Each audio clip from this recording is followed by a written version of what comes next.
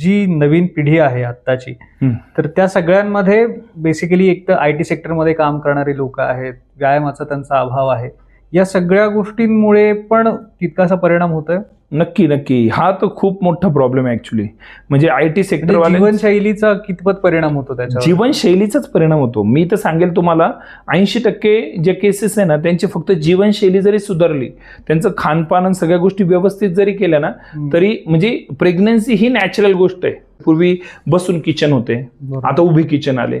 आयुर्वेद सांगताय की उभ्या जास्त वेळ राहिल्यानंतर तुमचा अपनवायू म्हणजे जो गर्भ पकडण्यासाठी कारणीभूत आहे तो अपनवायूच तुमचा विकृत होतोय. मग उभ्या किचनमुळे म्हणा, तुमचे एका जागी लॅपटॉपवर बसून बैठक करणं म्हणा, तुमचे कोणतेही छोटे छोटे सेलिब्रेशन डायरेक्ट हॉटेलमध्ये जाऊन करणं, त्याच्यात हॉटेलिंग, बाहेरचे पदार्थ खाणं, वारंवार खाणं म्हणा, किंवा भूक नसताना बरेचसे लोक चहा, कॉफी, चॉकलेट्स, बिस्किट काय काय काय काय कंटिन्यू चालू आहे.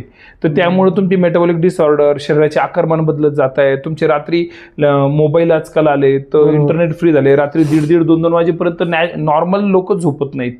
म्हणजे तुमची बऱ्याच पेशंट्समध्ये आजकाल तर म्हणजे कॉमन केसेस दिसायला लागले आहेत का तुम्ही ॲबनॉर्मल स्पर्म्स, तुमची मोटिलिटी कमी, तुमची क्वांटिटी कमी, ऑलिगोस्पर्मिया, ॲस्थेनोस्पर्मिया हे सगळे असे ट्रिमंडसली वाढलेत. आणि स्त्रियांमध्ये PCOD, PCOS मी तर म्हणेल 10 मधील 8 जोडप्यांमध्ये PCOD, PCOS सापडतोय आम्हाला. तर इतकं प्रचंड प्रमाण फक्त मेटाबॉलिक डिसऑर्डर बिघडल्यामुळे, जीवनशैली बिघडल्यामुळे, आहाराच्या खाण्यापिण्याच्या चुकीच्या सवयीमुळे, व्यायामाच्या अभावामुळे हे सर्व वाढत चाललं. आणि त्यांनी